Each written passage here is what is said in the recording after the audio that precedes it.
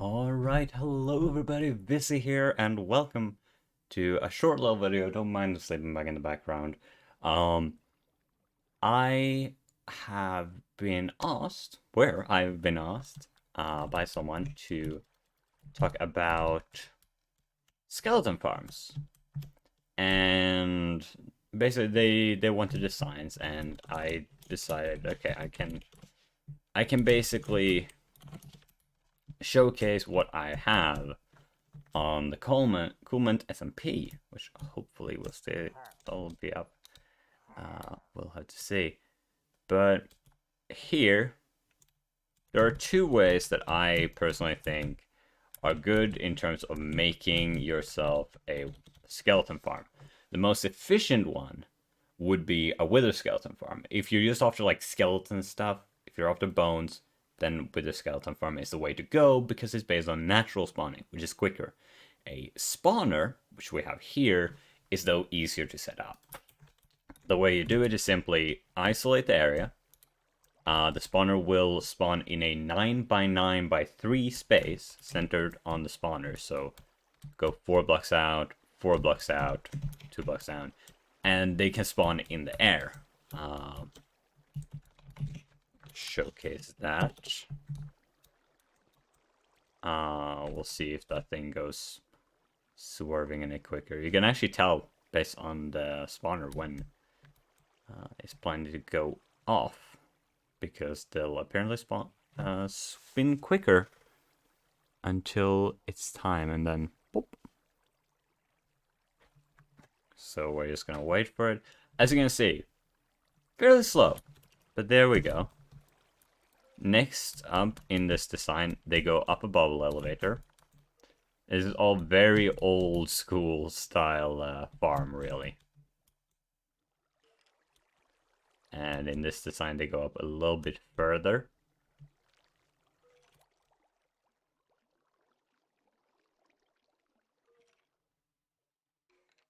And as you can probably tell, this design it's not perfect, that's for sure.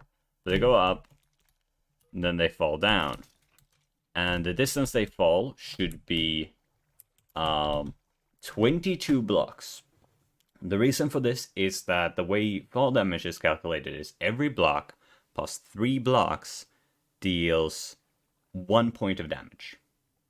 A skeleton has 20 hit points. That's the same as a player. You have 28 points spread across 10 hearts. Each half a heart is equal to 1 point. So you want them to be at half a heart, essentially. If they keep still dying, then probably just increase it a little bit. The key here is the grindstone, lowers them a little bit, and these dogs are standing in those carts. They are not sitting, they are standing. If they're sitting, they will not actually attack the skeletons. They need to be standing, and they need to have a line of sight on the skeletons. The same will apply to the next design that we're going to look at, which is very much similar, but a little bit more difficult. But this is simple to set up, it's reliable, it's stable, because the spawner doesn't care about surrounding spawns. Spawners are calculated separately from the mob cap. So the second farm that we're going to look at can be less efficient based on some circumstances. So let's go home with the skeleton. I just realized I do not have Optifine, so we cannot see this very clearly. What you see here is pretty much the best way that you can do a wither skeleton farm. You have a platform of dirt in what is considered a fortress. So all of this is considered a fortress. You can do this at crossroads often, is the best place. So you can actually see here, yeah. This was, reaching out. I've cut it down. And if you don't have wither roses, which the purpose of them is to limit the spawns to only be wither skeletons. This will only spawn wither skeletons because any other mob will not want to spawn on the wither roses. If you do not have that, then you're gonna have start having spawns of magma cubes unless you limit their spawns, which I can show you how to do in a moment.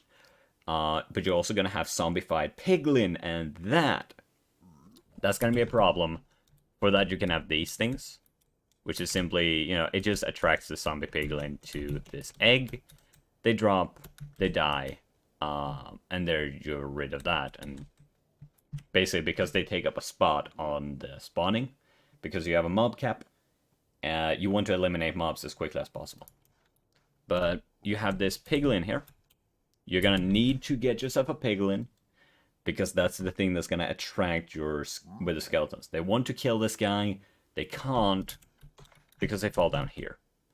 Simple construction, the walls sort of line it, and then they try to walk here, because that's a trapdoor, so they think, oh, I can walk on that.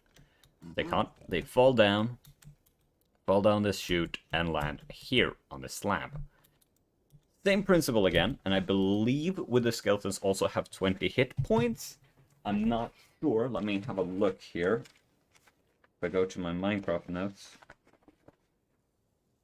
Yes, I have physical notes for Minecraft, sue me.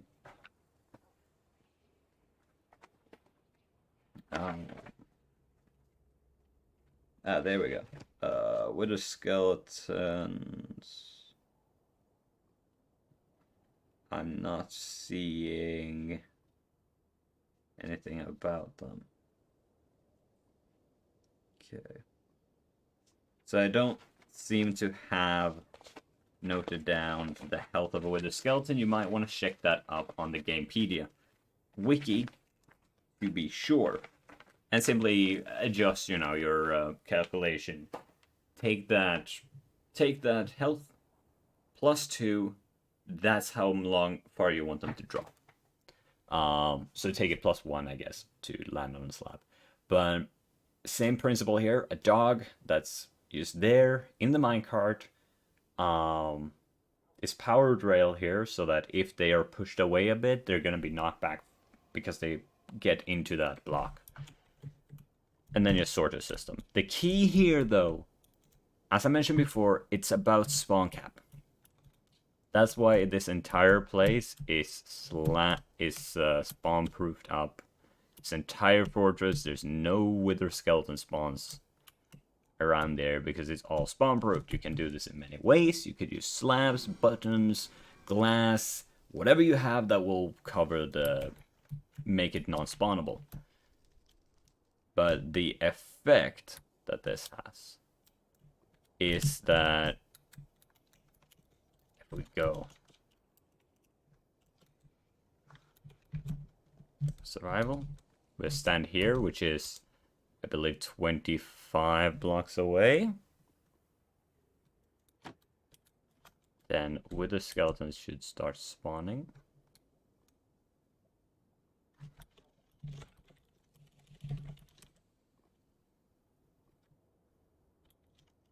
Let me try. This is, by the way, one way that you can refresh spawn lot. Of course, also, if you're doing this, it might impact based on other players being around. But as you can see, now we're starting to get skeletons falling too. At a very slow rate. I wonder if Alicia is in the nether right now. Nope, she's in the overall. Oh, there we go. Here they come. As you can see, pretty effective. And you're gonna get a bunch of wither skeletons. You're gonna get a bunch of wither skeleton skulls. If you're standing here with a looting sword, of course be careful because you might hit the dog. But you can get a lot. Wither skeletons are also pretty good XP, so you're getting that.